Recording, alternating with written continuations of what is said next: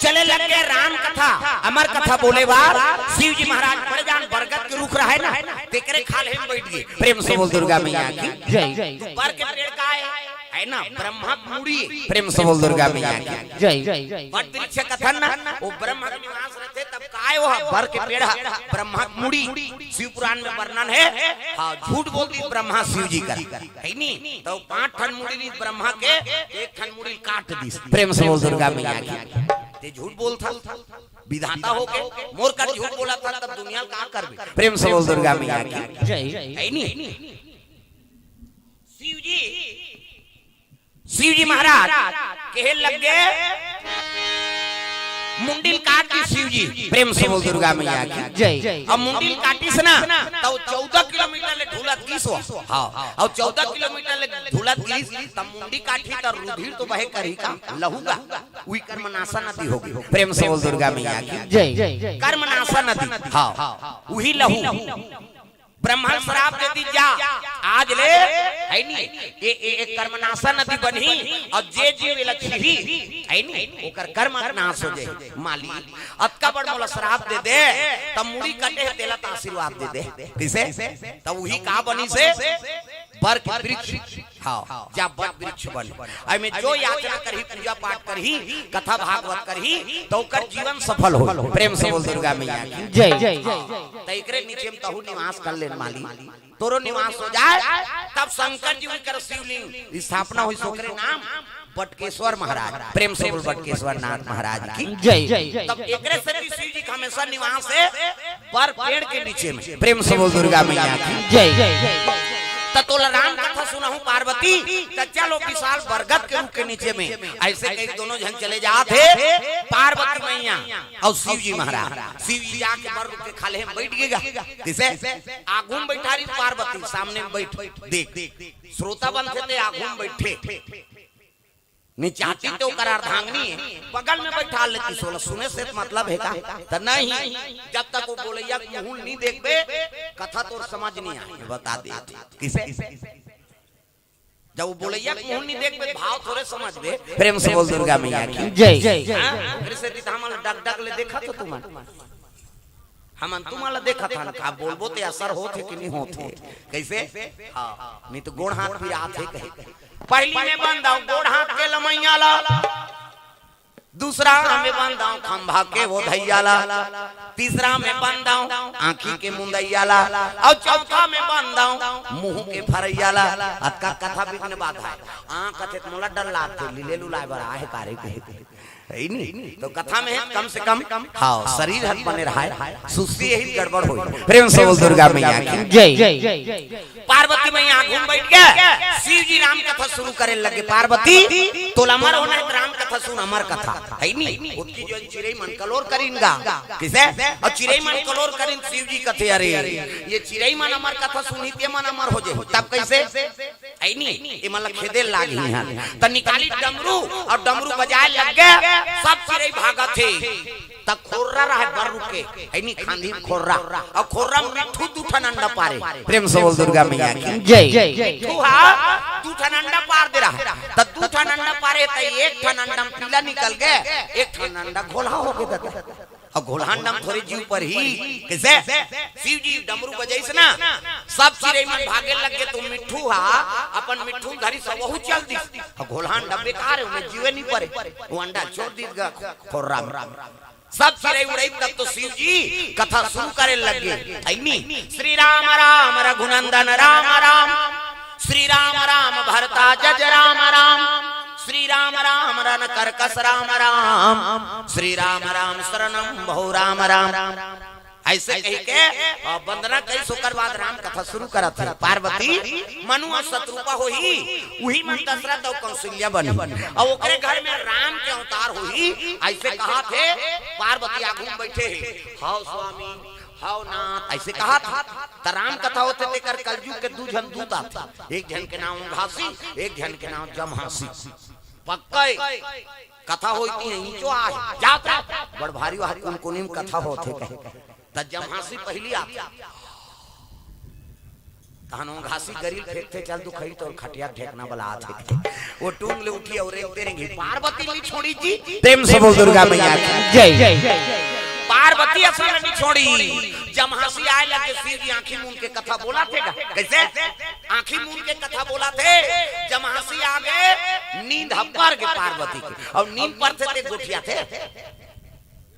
तुम सुनते सुनते कथो का काली रखिया बड़ी रांधना कही नींद पर गए तब इंद्री शिथिल हो गई। पार्वती की नींद पर गए कहां का लट्ठर गए दादा हाउ स्वामिनी की हिस्सा। प्रेम से बोल दुर्गा मैया की जय। नींद पर गए और नींद परिस नहीं। हां त कौन हूं कारू दे ए कैसे आंखी मूंद के झलो कथा बोले कोई हो। शंकर जी सन धोखा खा के हमार का ठिकाना है उती ले तमन बंदनक जवान मन थान उघार देता नहीं बैठे ते कर कोई ठिकाना नहीं दादा। एक जन कीर्तन वाला बोले गई इसने हमारा सन महाराज हां गांव मन बोले अब कथा में बैठी तो गांव भर के आपन बैठे तैसने चमचम ले। अब कीर्तन वाला सुन कर इस कथा गा हरि चांद राजा तारामती रानी एक रोआ थी बेचारा आंखी मूंदे है प्रसन्न चला थे। हां एक कनी सब उठ के चलती आंखें उघार के देखते थे जन डोकरी बैठे रहे सब चल दे रहे गांव भर के एक जन डोकरी वो महाराज कहने लग गए हां दई बड़ा भक्ति ना मैं कथा शुरू करें गांव भर के ही अब आंखें उघार तो देख के जन बैठे है ते बड़ा भक्ति ना ओ डोकरी दई कहने लगेगा महाराज कथे काय मैं कथा वथा सुने बनी बैठे हो त कैसे ते बैठे ते चादर हम मोरे कतका जो आते उठे हम धर के जाते हैं कहीं बैठे कैसे ताऊ दूसरा कारण से मत बनो बैठो भाई केवल कथा पर बैठो तब सफल होई। प्रेम से बोल दुर्गा मैया की जय। पार्वती की नींद पर गए ऐनी हूं कारू देन अपन शिव जी राम कथा बोला थे त राम कथा के प्रभाव से का होगे वो भोलांडा भोलायांडा में जीव जी पर गए भोलायांडा में जीव जी पर गए भोलायांडा में जीव जी पर गए भोलायांडा में जीव जी पर गए अंडाला फोड़ के निकल गए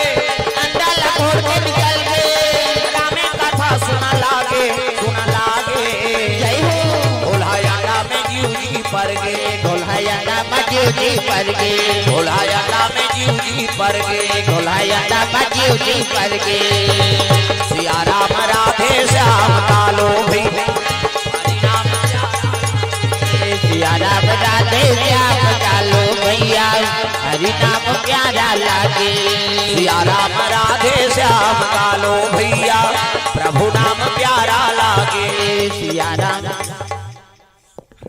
वही मोर पावर दे हो ताली लग बजाओ हमार मन कर आर्गन मार्गन नहीं अक्की झनन मरन चाहे भाचन ये ताली बजाना है हाथ ऊपर जोरदार और जेनी टांगे तिल भक कर दे होला जब सुबह कहे भजन ही नहीं करबे काबर रब सब ला ताली बजाना है। सिया राम राधे श्याम कालो भैया हरि नाम प्यारा लागे सिया राम राधे श्याम कालो भैया हरि नाम प्यारा लागे सिया राम राधे श्याम कालो भैया हरि नाम प्यारा लागे सिया राम राधे श्याम कालो भैया प्रभु नाम प्यारा लागे प्रभु नाम प्यारा लागे प्रभु नाम प्यारा लागे। प्रेम से बोल दुर्गा मैया की जय। वो घोड़ान नाम के ऊपर गए अब अंडल फोड़ के निकल गया मिठू पिलाइए दे अब हमार घर धर के नाने हो यहाँ कहाँ टमड़त रहते ना जोरदार मिठू पिला घोड़ांडा में जीव पर गए राम कथा प्रभाव से अब मिठू निकल के दादा। प्रेम से बोल दुर्गा मैया की जय। अब निकली से नहीं तब ये देखे लगे है भगवान पार्वती मैया नींद पर गए और शंकर जी असन कथा बोला थे तब हुंकारू में दे देते। प्रेम से बोल दुर्गा मैया की जय। हुंकारू में दे देते कह के हाँ ये मिठू बोले लगी शिव जी कथा बोला थे राम जी का अवतार होई पार्वती हाँ जानकी मैया झलोक जन्म होई ऐसे कहा थे का कहा था हाउ दादा ऐसे की हाउ दादा अब पार्वती थोड़े भाई स्वामी थोड़े कहीं जीवे है नहीं और शिव दादा जीवन की तो ये कहा थे हाउ दादा दो तीन गांव दादा की इसमें शिव जी आंखें मुंदे रहते बट ले उघार दा ये दादा का हुआ कौन है दादा पार्वती स्वामी कही भगवान कही शंकर जी कही अब ये दादा कथे ते का यहां दार में काला बड़ी मसाला है दादा बट आंखें उघार के देखी इतनी तब पार्वती की नींद पर गई। प्रेम से बोल दुर्गा मैया की जय। पार्वती की नींद पर गिर रहा है घुसिया के शिव ये पार्वती कहते आई हम नींद पर के रहतई उई दिन वो आई शब्द निकले माता मन कहीं होई तई आई कथा सुनल के रहे आई हम तो नहीं जानन तई आई कथे तहन दई कथे दादा मन का बिगाड़े है कथे अरे को जान तो दादा का नाम लेओ प्रेम से बोल दुर्गा मैया की जय पार्वती मैया हां कहे लग गए नींद पर गिरीश महाराज पार्वती तोला में हमार कथा सुनात रहे अब दूसरा चीज हमार हो के तोर से रहा पता लगा दे वो कहां है तेला हुंकारू मत देबे की तब तो फिर शिव जी बोली राम जी का अवतार होई अधर्म का नाश करही है नी धर्म के हां धर्म बढ़ाए बर भगवान जन्म लेते पार्वती ऐसे की तो ये तो टकरा रहा है बेचारा हाउ दादा किसनी शिव जी कहते बा ईच रुख में है वो तब तो बिना चूल्हा डर दे लग गई कौन शंकर जी महाराज प्रेम से बोल दुर्गा मैया जय अरे बिना त्रिशूल और तुरा चले जाना तुरंत जाकर प्राण हर लाना तुरंत जाकर प्राण हर लाना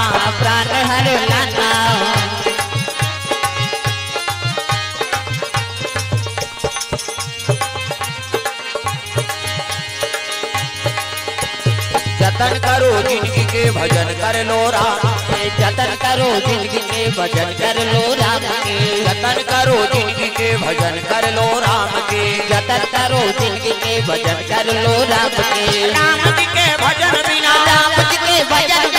जिंदगी का काम के जतन करो जिंदगी के भजन कर लो राम के जतन करो जिंदगी के भजन कर लो राम के जतन करो जिंदगी के भजन कर लो राम के जतन करो जिंदगी के भजन कर लो राम के प्रेम से बोल दुर्गा मैया की जय।